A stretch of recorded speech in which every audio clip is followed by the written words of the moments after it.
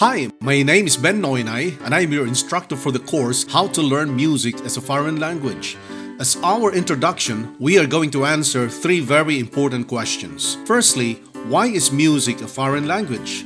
Secondly, what is the right approach to practice? And the third question that we are going to answer is, how do you maximize your learning? Okay, as to the first question, why is music a foreign language? The simple answer is because it has its own unique signs and symbols. I'm sure you know other languages aside from your own native tongue. Now, if you were able to learn that language, you will be able to learn music too. All you need to do is to learn how to recognize the unique symbols and signs used in music, and that's what this course is all about. Hopefully, at the end of this course, you will be able to identify and understand the different musical signs and symbols like a real good musician. And if you're really determined to achieve a certain level of expertise, you will be able to know how to read a piece of music as others know how to read a book. The second question is, what is the right approach to practice? And the answer depends on the student and the teacher. Why? Because every student has a different learning style and every teacher has a different style of teaching. However, if you were my student, I will ask you to consider my essential elements of my approach to practice.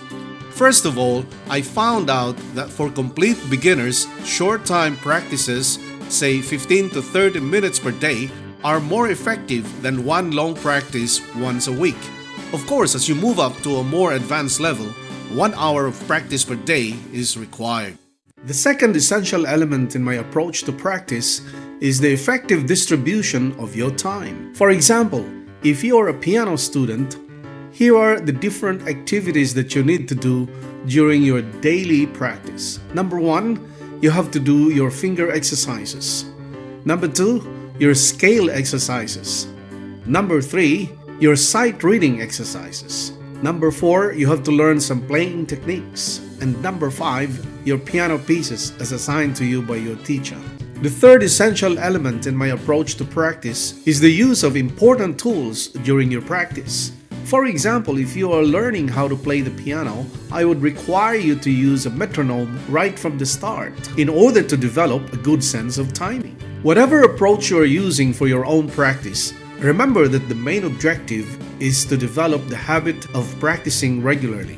So give yourself some time to find out which approach is right for you. And when you do, stick with it until you become good at it. The third question that we're going to answer is, how do you maximize your learning?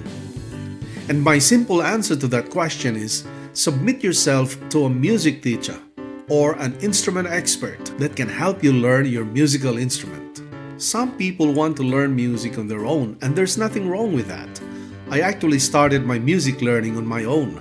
I remember I was 5 years old when I first picked up the guitar, and at 11 years old I started to play the church organ. And I know that there are a lot of self-taught musicians who are very successful in their careers. But I think majority of students need music teachers to help them maximize their learning. So in my case, I thought I was doing okay as a guitar player for many years until I decided to play it properly using sheet music.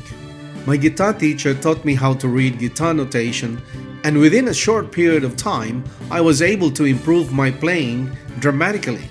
I have a similar experience learning how to play the piano.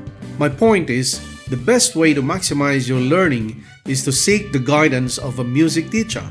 If you are learning how to play the piano, your teacher knows how to guide you on a weekly basis so you can learn in a more progressive and effective manner.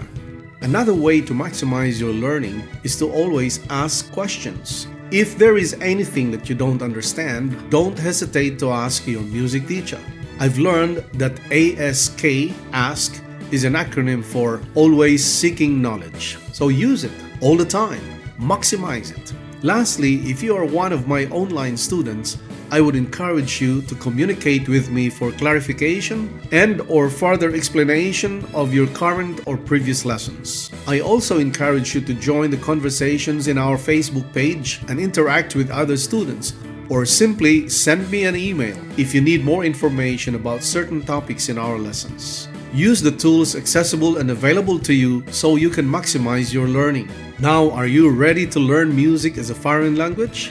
Okay, let's get started. I'll see you in the next video.